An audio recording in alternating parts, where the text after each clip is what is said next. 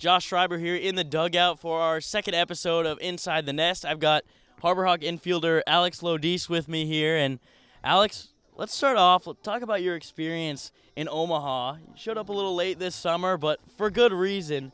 Hit 2 homers in Omaha, Florida State. You guys kind of surprised a lot of people, starting off the year not in the top 25 and then ended up being one of the top 4 teams in the nation.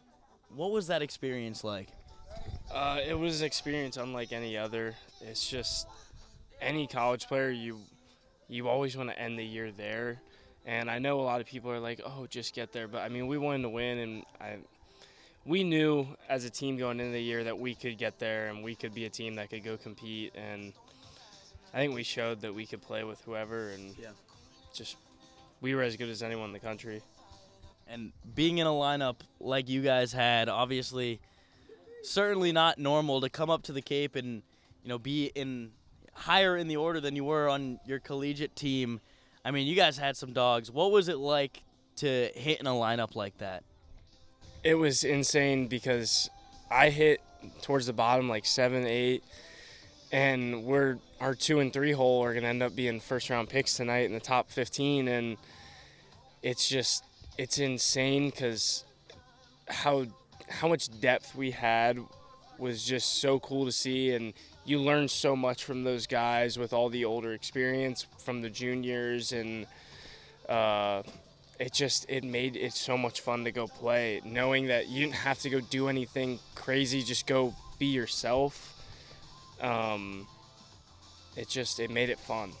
Yeah, and I mean, not only to show up to Omaha to be successful, but you personally hit 2 home runs. That had to be a dream come true.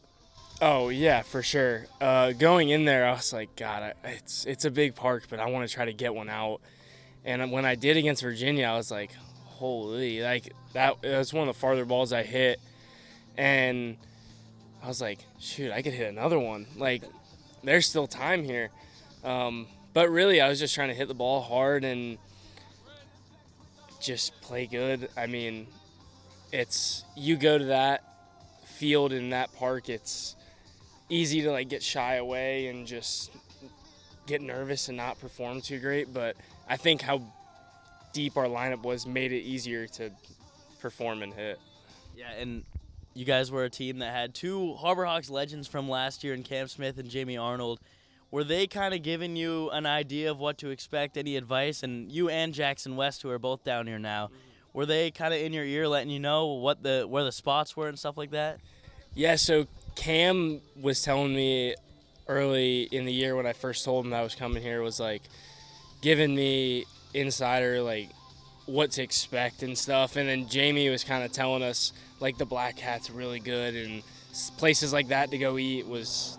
So yeah, they gave us a pretty good picture of what it was going to be like. Yeah, and now, you started off your career freshman year at North Florida, had a great freshman year there, and then you transfer to Florida State, obviously, where you ended up.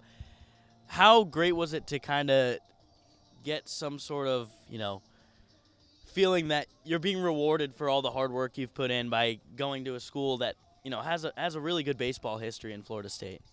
Yeah, I think it's every kid's dream to go play either at a Power 5 school, especially an ACC or SEC team, which, I mean, it really shows when you get to that level and you prove that you can play with them and play with the big name guys, facing Chase Burns, and it's so different. It's a completely different experience, and when you play any sort of level of baseball, and you compete with wherever you're at, it's always a good thing, and it shows that you can play.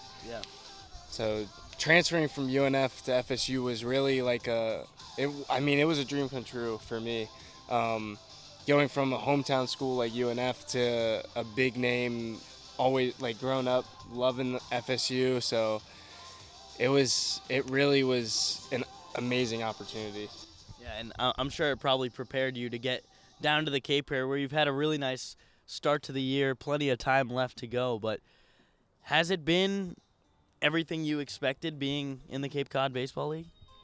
I mean, I would say, yeah, it's the pitching is just it's like playing in the ACC. That's how good the pitching is up here, and they'll come at you throwing multiple pitches. I mean, I almost expected to come up here and see a lot of fastballs, but I've realized pretty quickly that's not necessarily the case, and so it's more like school ball. And I think a lot of people come up here just to like try to have fun, and when you have fun, it's less stressful on your body, and you're not like putting too much pressure on yourself to hit a double or hit a homer, and you play better because you're not as tense. So it's been everything, like it's been what I always thought it was.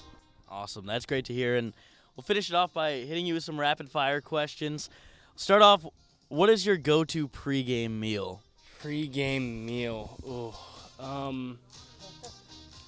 So I always, on Fridays before our games, I loved Firehouse meatball subs. Firehouse meatball subs. Is that what you had? I know you had some Subway before this. Was that a meatball sub? It was a meatball sub. It was indeed a meatball sub. We ask the hard-hitting questions here. Also, do you have any superstitions that, I know baseball players can be very superstitious. Do you have any personally?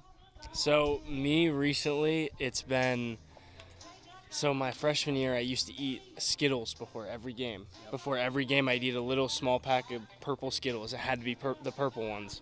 And then this year, I drank an energy drink. It didn't matter what energy drink, but at the same time after BP every game.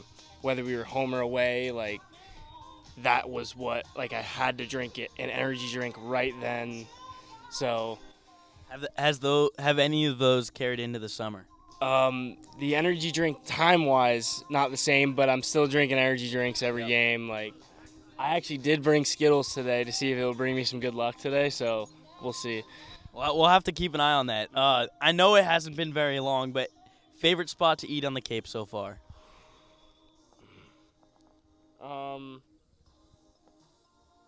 I would say Black Cat. Their clam chowder was so good when we went. Jamie Arnold special? Yeah. Went with my parents, and they were like, you have to have the clam chowder. And I was like, all right, I'll try it, because I love clam chowder. Yeah. And I was like, jeez, you don't get clam chowder like that in Florida. You just don't. Yeah. You an ice cream guy? Yes and no. Big chocolate guy, though, for dessert. I feel that. Yeah. Chocolate, ice cream, chocolate, anything? Cookies and cream ice cream. Okay. Cookies and cream. Okay. Have you had a favorite ice cream spot yet? Kilwin's. Kilwin's the go-to. Nope. You hit a home run, go and get some free ice cream. It's the perfect thing. I don't want to hold you for too long. Thank you so much for joining us. This has been the second episode of Inside the Nest. This has been Alex Lodise. I'm Josh Schreiber. See you next time.